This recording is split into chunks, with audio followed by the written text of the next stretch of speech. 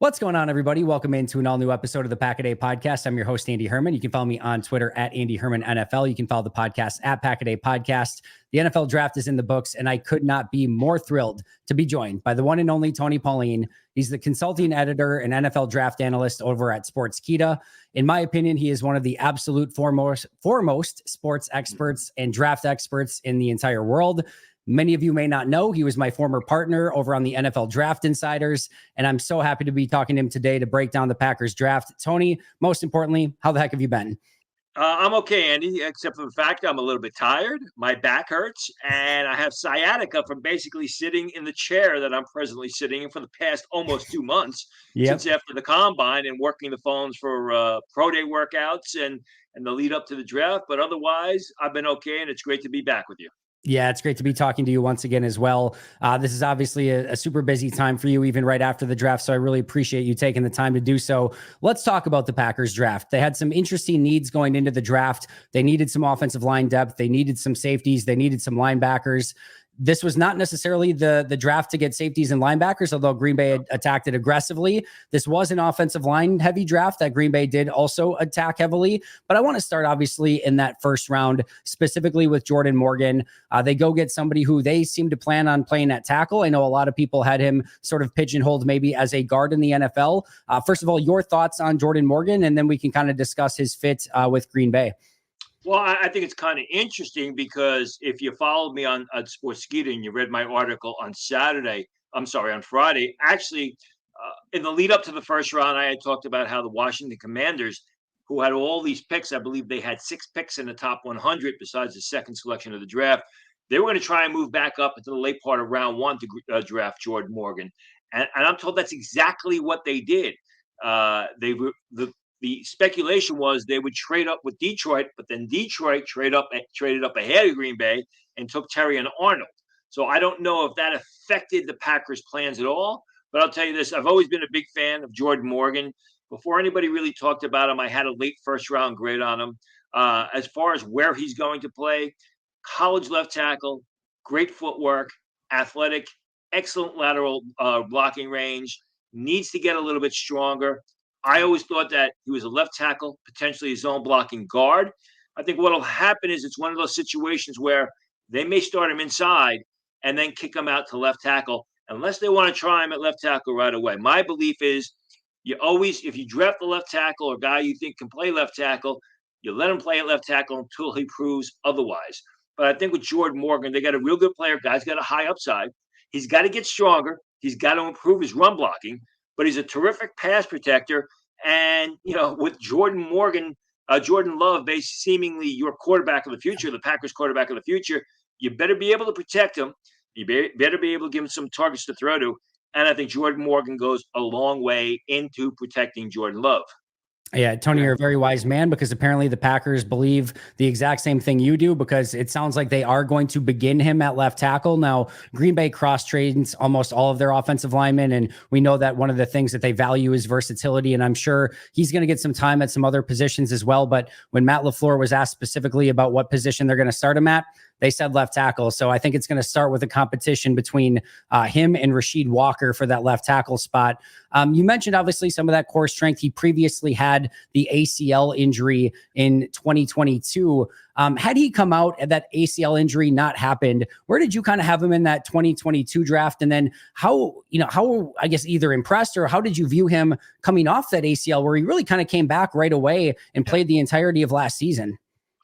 I thought if he had entered, if he was not injured in 2022, he enters the 2023 draft, he's probably a second round choice. But I think he really improved as a pass protector. Just showed terrific skills off the edge. A left tackle, a pass blocking left tackle is always a priority. It's one of my priorities, or I look for them in the draft. And Morgan was one of the better ones in this year's draft. I will say he's got to get stronger. He's got to improve his run blocking. He wasn't bad at Arizona, but at the Senior Bowl, they lined him up at right tackle often, and he was getting bulldozed. He was getting pushed back into the pocket. But that's very teachable. It's very coachable. It's just a matter of him getting into the weight room and doing what he needs to do. Yeah, no, I totally agree. I think that's one of the big takeaways. He's got all these athletic traits. And like you said, he played as a pass protecting left tackle throughout his career. And a lot of his issues that he does need some improvement on are all fixable and coachable at the NFL level, other than maybe the little bit of the shorter arms. Did that play any factor into you when you were sort of scouting him? It did, but not. It wasn't that bad. I mean, that's why I thought he may be his own blocking Yeah. guard. You know, you got to be careful because he uses his angle so well. He shows such good footwork. The shorter arms may not be an issue. You're just gonna have to wait and see. Did I downgrade him because of short arms? I did not. Gotcha. So let's say it doesn't work at left tackle, or at some point, maybe Rasheed Walker just plays amazing and he Right. does need to kick inside to guard. I know you mentioned he could play that. How do you sort of envision, like, what's sort of his comp, or what, how do you sort of see him playing guard in the NFL? This would obviously be a scheme fit for him in a sort of zone blocking scheme. Can he Yeah. fit everything that Green Bay likes to do? If he did move inside, how do you view him as a guard? Well, that's basically it. I mean, he's a guy who he's still good in pass protection. Your guards still need to slide their feet and show a decent range on the inside. But if you want him to get out on the second level, you occasionally want to pull him, from the backside and get him out front and block. He can do it. He'll do a terrific job for you. He's got that athleticism. He's got that mobility, and he's shown it for a couple of years now. Yeah, I think so. There's a couple plays. Obviously, Green Bay loves to run that pin pull, and there's a play on tape where he's at the left tackle and he just gets pulling out wide and one-on-one with a corner. And good luck corners, especially now that they can't go low on offensive tackles anymore. There's a lot of repeatable things on tape from Morgan that Green Bay really likes to do within their offense. I think this is a really good fit from a scheme fit, what Green Bay likes to do. And they've had a lot of success taking players like Jordan Morgan and making them successful. I think this is overall a really good player team scheme fit that, when we get to the end of the draft, we always talk about, Tony, well, who went number one, who went three, but I know you and I always like to look at where did they go and how are they going to fit. This feels like a really good fit for both the player and the team. And the thing about Morgan is, I think he's got a lot of upside. He's just going to get bigger as he physically matures, gets into an NFL weight training program, and just basically just gets stronger and improves the strength of his game. Yeah, I'm so excited to see what he's going to be able to do in Green Bay. Let's jump to day two. I want to talk about two linebackers first. We'll kind of group these two together. They start the second round by moving down a handful of picks, grabbing a fifth and sixth round pick. In the process, they draft Edgerrin Cooper, the linebacker out of Texas A&M. Then at the bottom of the third round, there's a couple other picks sandwiched in there, but at the bottom of the third round, they get Tyron Hopper, the linebacker out of Missouri. We can start with Edgerrin, but you can kind of go in any direction that you want. How did you view these two linebackers? Well, I mean, James was my number two linebacker after Junior Colson of Michigan, although I believe he went before Junior Colson of Michigan. I mean, Yep. He's a very athletic, slightly undersized, but a very athletic linebacker who covers a lot of area, shows the ability to get depth on his pass drops, a fierce pass rusher. I mean, 6'2", 230 pounds. His playing weight was probably closer to 225 pounds, but he was a terrific pass rusher at Texas A&M. Just sells out to make plays upfield. Can also change direction, get out into space, and make plays in pursuit. I think he ran a 4.51 at the combine, and he plays to that speed. So, but he's built more like a weak side 4-3 linebacker, if you will. So it'll be interesting to see how Green Bay uses him. Are they going to put him on the inside? I know they're a little bit different with their linebackers. Yep. I think he's got versatility. My only concern about him playing on the inside is how is he going to stack up against the run on Sunday? He was a decent run player against Texas A&M, but all of a sudden, you're playing at 6'2", 230 pounds. It's a different, completely different game on Sunday. As far as Hopper's concerned, Hopper's kind of has a similar build, 6'1.5", 230 pounds. Not as fast for the 40, but he's football fast. He's got great instincts. He's a terrific run and chase linebacker. He's outstanding in pursuit. Doesn't shows good depth on his pass drops. I think both of those guys need to improve their ball skills in coverage, but they really weren't asked to do that much against the pass and at their respective schools on Saturday. I like both players. I think Cooper's got a high upside. If they're not starters early into their rookie season, I'm sure they'll be starting relatively soon, or they'll be situational defenders. Yeah, it certainly feels like Edgerrin Cooper is going to get every opportunity to start alongside Quay Walker, which, to your point from earlier, is a little bit of an interesting pairing because they're both a little bit of that undersized, not necessarily taking on those offensive linemen. Both of them kind of like to go around those offensive linemen. But either way, like you said, against the run is what's going to be interesting. Also with Hopper and Cooper, like perfectly said, where they weren't asked to do a ton of dropping in coverage. It was a lot of blitzing, quarterback spine, and those sort of things. So I'm super intrigued to see how both of these players do. Did you see either of them? Did you feel? I know Brian Gutekunst said that Hopper was a little bit more of an attacking player as a linebacker in the run game. Did you see anything that they kind of do differently from one another? Well, I thought Hopper was much better in pursuit against the run, going sideline to sideline, where Cooper was more of your upfield type of guy who was good against the run, but they asked him to blitz a lot at Texas A&M, and he was very successful at it. So why not, keep it going? But again, how much can a 6'2", 230-pound linebacker blitz on Sunday? You can't ask him to do it all the time because he's just going to get the crap beat out of him. I think Hopper. If we were to look at it, I think Hopper is more of your inside type of linebacker that is really good in pursuit, where Cooper is, you better off playing him on the outside, asking him to blitz. He's got the athleticism to cover, just needs to polish his ball skills.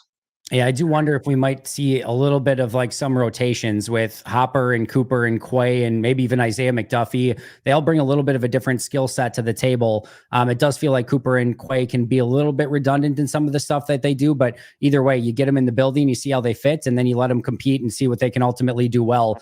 I want to jump to the safety room. There's 3 safeties taken in this draft. And again, we talked about maybe it was a strong or weak. It didn't feel like a very strong safety draft. Nope. And we saw safety go really in free agency outside of Xavier McKinney, which the Packers also targeted aggressively. Those safeties didn't get paid. So it's interesting that Green Bay went ultra aggressive at this position, other than the fact that they really needed the depth at this position. They get Javon Bullard in the 2nd round. They get Evan Williams in the 4th round. And then they come back and get Kitano Ladapo in the 5th round. Your thoughts on both of those safeties? Yeah, and don't forget, a lot of the safeties didn't get paid in free agency, but Xavier McKinney got paid. He got paid a real lot because if you followed me at Sportskeeda during the combine, everybody was talking about $13 million a year. He was going to want to get 18, and he got his money. So, it was an interesting the way they went about it and how early they took the safeties. I agree with the Bullard pick. I like Bullard a lot. I think Javon Bullard of Georgia is a natural center fielder. He's got terrific ball skills. He tracks the pass in the air. He works well with his cornerbacks. He's good against the run. So I think from that aspect, he is a perfect complement to Xavier McKinney. Evan Williams, I thought he was taken significantly earlier than he should have been. He's not that big, under 6 foot tall. He's not that fast, runs in the 4.6. He's smart and he's tough. I mean, he was consistently making positive plays at Oregon. He had 3 good days of practice at the Senior Bowl. He's a guy who doesn't have mental lapses on the field, great instincts, but he's not really super athletic and he's not really big. There's no, except for what's going on between the ears, there's no great physical characteristic to his game, which is why I thought he was much more of a later round pick. As far as Ladapo from Oregon State, I mean, he's sort of a tweener. Is he a safety? Is he a linebacker? I mean, I know that the Green Bay Packers line up a strong safety with Xavier McKinney, although that's sort of a position almost that's being phased out. But I think if you paid McKinney all that money and you come back with Bullard and then you take Evan Williams, who I like as a player, just don't like as an athlete, in the 4th round, I think it was just a little bit overkill with Ladapo, who I had him late in day 3 because I just don't know where he's going to play. Is he going to be a linebacker? Is he going to be a strong safety? How are you going to use him on Sunday?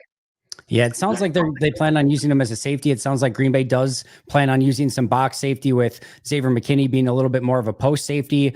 As far as these 3 safeties go, sort of hand in hand, Javon Bullard, and then of course again Evan Williams and Kitano Ladapo. How do you see them?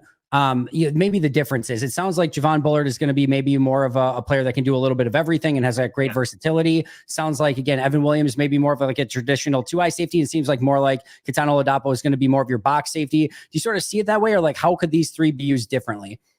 I think Bullard, like I said, is a free safety who can also play over the slot receiver, and he'll do so effectively.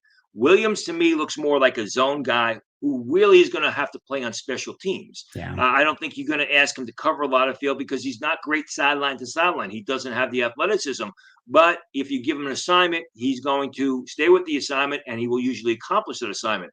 Oladapo is, like you said, I mean, he is a box up the field, Jamal Adams, if you will, type of safety where the ball skills are okay. Right. You're never going to line him up over the slot receiver. You know, he can run with the tight ends and coverage, but his ball skills need some work. Basically, you know, you're going to use him up the field rather than in reverse. Where Bullard, you can use in reverse, sideline to sideline, and Williams, you're going to use, like I say, in a zone type system where he's covering not a whole lot of area. I want to ask you one more question about Javon Bullard. There's been some thought with taking the 2 extra safeties that for some reason, if Xavier McKinney obviously is going to be that your primary safety, and if for some reason they feel like Evan Williams or Katana Ladapo or maybe Anthony Johnson Jr. from a season ago can win that other safety spot, you've got Keyshawn Nixon as your slot corner right now. And I think some people would maybe like to see somebody challenge Keyshawn Nixon for that spot in a primary role. Do you believe that Javon Bullard has the versatility to play primary slot, or would you just line him up at safety and say, let's not overthink this? I would line him up at safety. If you're going to line him up over the slot receiver, I think with Bullard, you got to play him in his own type system. You can't really ask him to make too many plays with his back to the ball. If you're, say, playing man-to-man or press coverage over a slot receiver, if there's such a thing with press coverage, but you get my drift. You know, he's got to play backed off the line of scrimmage with the action in front of him. And if that's the way they play either nickel or dime backs, you may want to try him in that aspect. Yeah, it's going to be interesting to see how they utilize all of those defensive backs. All right, I want to ask you kind of just, you can go in any direction that you want. They had a handful of other picks, Marshawn Lloyd being the primary one there, taking him in the 3rd round, the running back out of USC. And then the back end of the draft, Jacob Monk, offensive lineman out of Duke, Travis Glover, the offensive tackle out of Georgia State, Michael Pratt, the quarterback out of Tulane, and Kalen King, the corner out of Penn State. I'll let you go in any direction that you want. What stood out about the remainder of their picks? Well, we'll go from top to bottom. I mean, Marshawn Lloyd is a terrific back. Some people projected him as a top back in the draft. I didn't, but there was that clump of backs that went starting in late round 2 through the 3rd round that were not too indistinguishable from another as far as a grade perspective is concerned. Marshawn Lloyd was in that clump of running backs. He is a tough runner. He is a hard charging runner. He's an explosive runner. He is an exceptional pass catcher out of the backfield. It's kind of ironic that they used a 3rd round pick on him after signing Josh Jacobs. Yeah. In free agency. I think he'll be a real good situational back who could eventually develop into an every down runner or a feature runner if there is such a thing today, these days. Yep. I thought that was a terrific pick. Looking at the offensive lineman, everyone talked about Graham Martin out of Duke, where Jacob Monk was sort of the forgotten man. But Jacob Monk is athletic. He's got terrific size. I think he was announced as a center, although he really hasn't played too much center. I think he can be a real good interior lineman, whether that means center, whether that means guard. He's got an upside. He's got the athleticism. He's got some room for growth. And I think like I said, with so much focus on Graham Barton, everyone forgot about Monk. And people were telling me, keep an eye on Monk, keep an eye on Monk. The fact that he went in the 5th round, I think shows that how highly he was thought of within scouting circles when everybody had their focus on Graham Barton. Travis Glover, the Georgia State tackle, he's a massive man. I mean, he played a lot of football at Georgia State. I think he started there for 4 years, even played 5 years because he got that extra COVID year. He's big. He is strong. He was a late replacement. I think he came in day 2 at the Senior Bowl. And you look at him, and he's just impressive because he's so large and he's so strong. In my opinion, strictly a right tackle, best as a run blocker. I think it's a good pick. I think it's a pick where, he's someone who could be used in a backup role on Sunday. Don't think he'll ever really be a starter. Michael Pratt is, he's a nice backup to Jordan Love. He doesn't have the great arm. He's more of a game manager, a game controller, doesn't make a lot of mistakes. Very good short and intermediate passer. Not going to throw the ball downfield too much because he doesn't have a real big arm. Kalen King is an interesting story. I mean, Kalen King came into the season. I was never big on Kalen King.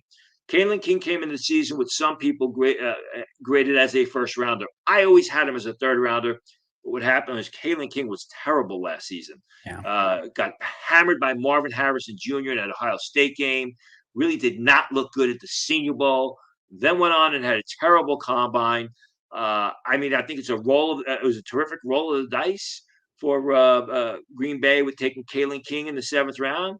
If you get him back to where he was in 2022, you may have something there, but it's a 7th round pick, and you're drafting the guy based on what he had previously shown prior to the past 12 months, if you will. So it's worth it. I want to pick your brain if you can remember back to your Sean Clifford scouting notes from a season ago. They drafted Sean Clifford in the 5th or 6th round a season ago. They get Pratt in the 7th round this year. Just as you kind of compare those two and sort of look at who could potentially win the backup quarterback role long-term for Green Bay, which one do you think would potentially be a little bit better, just kind of looking at those two from a college standpoint? Yeah, I had Pratt higher rated because I think Pratt was more protected, did a better job protecting the football, did a better job as a game manager, did a better job. He's probably more accurate. Clifford had a better arm, but Clifford, the ball would be all over the place. So you really didn't know the accuracy or at least the pass placement compared to Pratt. But, if you want to throw the ball downfield, you're going with Clifford. Pratt, like I said, is more of your game manager. Pratt is just an asset to have on the sidelines as an extra pair of eyeballs.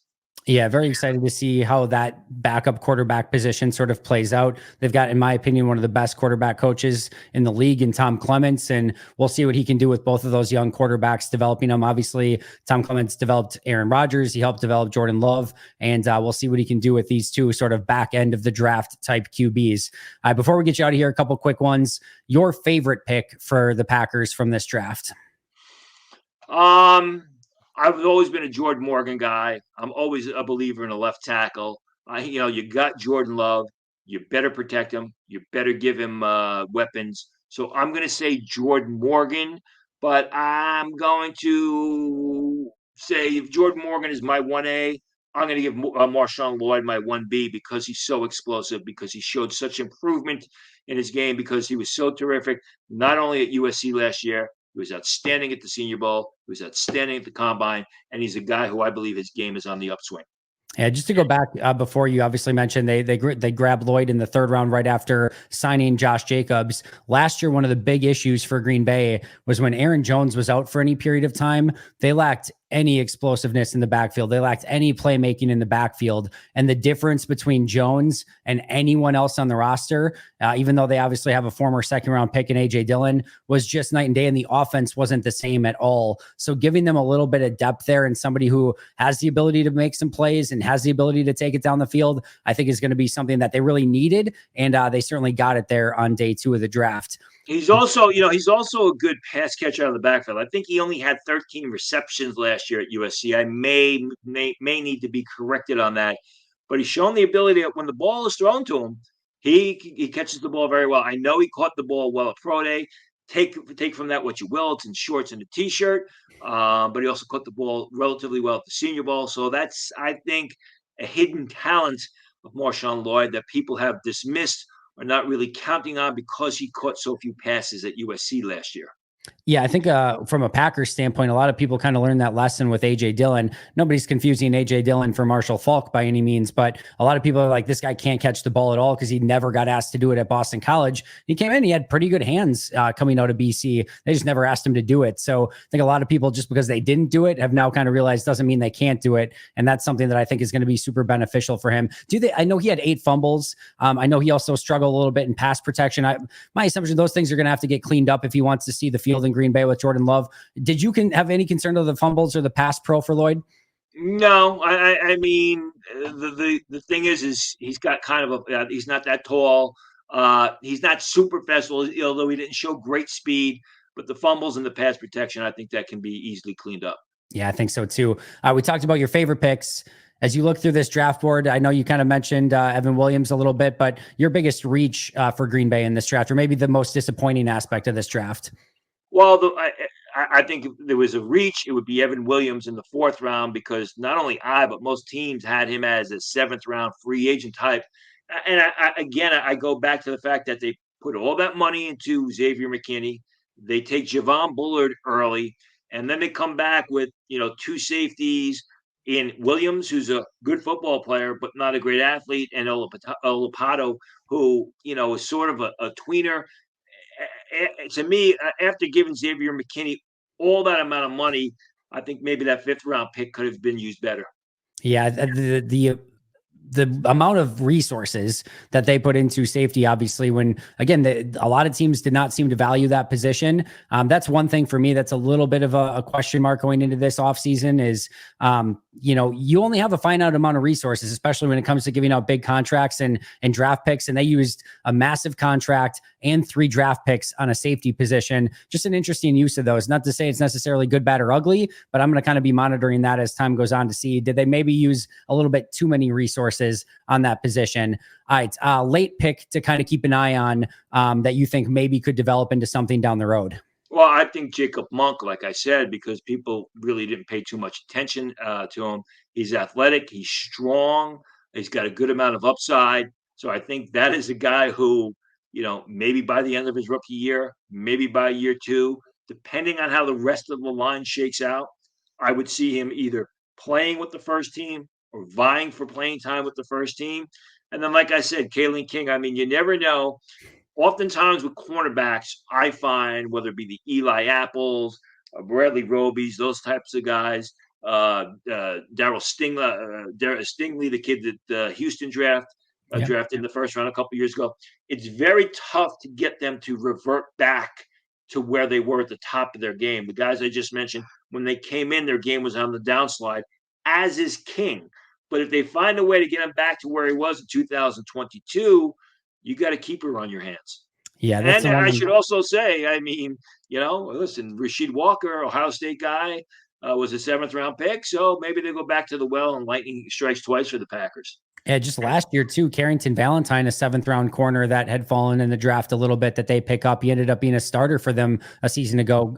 Goody just this weekend said how high they are on him and think he had a fantastic season last year. So they're trying to hit the lightning twice in back-to-back seasons with a 7th round corner. We'll see if it plays out for them. Overall, I saw your grades over on Sportskeeda. I won't spoil any of the winners or losers on there. Everyone make sure to go check it out over at sportskeeda.com. But I noticed that Green Bay was not on your winners. They weren't on your losers. So I'm assuming they're somewhere in that meaty part of the curve, which seems to be the overarching thought. Not bad, not great, not sexy, but good. Yeah, I think they filled their needs with good players. I just thought that maybe a couple more weapons. But the teams that I had on my winners board, Chicago, the Chiefs, the Ravens, I mean, they hit it out of the park with the Chiefs and the Ravens. That's why those teams are consistently competing or for the title or winning the title each year. The Bears, a division rival for you guys. We'll see. It's all going to rely on the quarterback and be on Caleb Williams' shoulders. But on paper, anyway, and we're only talking and grading this on paper. It looks pretty good for the Bears. I can't remember the last time I got to the end of a draft and said and didn't say, "Oh my goodness, the Ravens had an amazing draft again." It's just year after year after year after year that they consistently do it, despite constantly, at least usually, picking towards the back third or even like back 5-10 picks of that of the draft. But they crush it every single year. Last but not least, before I get you out of here, you mentioned the Bears, you mentioned the Vikings. I've talked all offseason about this potentially being a division-altering draft in the NFC North. You clearly have 2 big-time quarterbacks in J.J. McCarthy and Caleb Williams going into the division, which one way or the other, if they're extremely successful or if they fail, is going to change this division in some significant way. What did you think of those 2 picks, and how does the division kind of change moving forward? Well, I mean, Caleb Williams was sort of a no-brainer. You kind of. I don't think you knew it when the college season began because Drake May was right there with Caleb Williams. But as the season progressed all along, you knew Caleb Williams was going to be the first pick of the draft. I think there's some risk there. There's absolutely some risk there. He's an arm thrower. The fundamentals and the technical aspects of his passing need to be improved. They talk about the off-platform throws, but that's what he did most of the time. Yeah. He's got to learn to play from the pocket. He's got to learn to run the offense from the huddle, which he never did. But I mean, he's a dynamic personality on the field and off the field, and he's a real leader. And leader would be the best way to describe JJ McCarthy, because that's what he was at Michigan. People complain, and I think understandably so, criticize him because he didn't throw the ball that much at Michigan. Well, they didn't need to throw the ball that much. They had such a great offensive line, most of who were either selected in the draft, or I think the one guy was Barston was signed as an undrafted free agent afterwards, and they were able just to pound the opposing teams. But the fact is, this is, JJ McCarthy won a lot of games, won a national title, beat Ohio State 3 years in a row, and that's a tough thing to do. I thought that JJ McCarthy was going to be overdrafted. I believe he was like number 27 or 28 on my overall board, but we know that quarterbacks are overdrafted. JJ McCarthy's got it going on. When you look at him from a leadership point of view, a moxie point of view, confidence point of view, you could say he's the top player at the position with those intangibles, which is why teams loved him during the interview process. But I think you're going to have to ease him in. He's going to need some time. You're going to have to protect him. And, you're going to have to develop that arm strength, or at least get him to throw. Just quick conversation I had with somebody. I was always down on McCarthy's arm strength, and I talked with somebody in the league, and they said, you know what? He occasionally makes the deep throws and shows a lot of arm strength. So he's got it. He's just got to get comfortable with it. He's got to get confident with it, and you have to have him do it on an every down basis. If the Vikings are able to do that, I mean, they could potentially have a real good starting quarterback on their hands. And as much as it pains me to say this as a Packers fan, when you get to Minnesota, you get Aaron Jones at running back. You get two big-time weapons in Addison and Justin Jefferson. You have a pretty good offensive line, especially on the offensive tackles with O'Neal and Darisaw. And then you've got kind of two quarterback whispers there too in Kevin O'Connell, as well as picking up Josh McCown in the offseason. I think of all the quarterbacks, that's not too shabby of a place to go to. And don't forget, I mean, they probably got the best defensive player in this draft with Dallas Turner when they moved up. So, they basically have, it looks like, not only their potential starting quarterback, but their replacement for Daniel Hunter. Yeah, very much so. And obviously they go and get Grenard in free agency as well. It's going to be an interesting division. I can't wait to see how things turn out. Tony, this was amazing. I appreciate you doing this second season in a row, breaking down the Packers draft. Tell everyone about Sportskeeda, your role, and everything that they can find over there right now, or anything that you're working on. Well, my role was jack of all trades, and I competed for the Olympics for the decathlon, and that's kind of what it is in Sportskeeda. But basically, at heart, I do as for years now, decades, primarily all the draft stuff, all the scouting reports. We have one of the best mock draft simulators out there, which was good 2 weeks ago. Now we got to fill it up and load it up with the 2025 guys. But hopefully, good things moving forward. Yeah, you can find him on Twitter at Tony Pauline. You can find him, of course, again at Sportskeeda. As I mentioned at the beginning, in my opinion, he's one of the foremost experts on NFL draft in the entire world. Always appreciate getting to chat with him. And again, Tony, thanks for taking the time in a very busy time of the year. Make sure to give him a follow. Of course, you can find the podcast at Pack-A-Day Podcast. You can find me at Andy Herman NFL. That does it for us. But until next time, and as always, go Pack Go.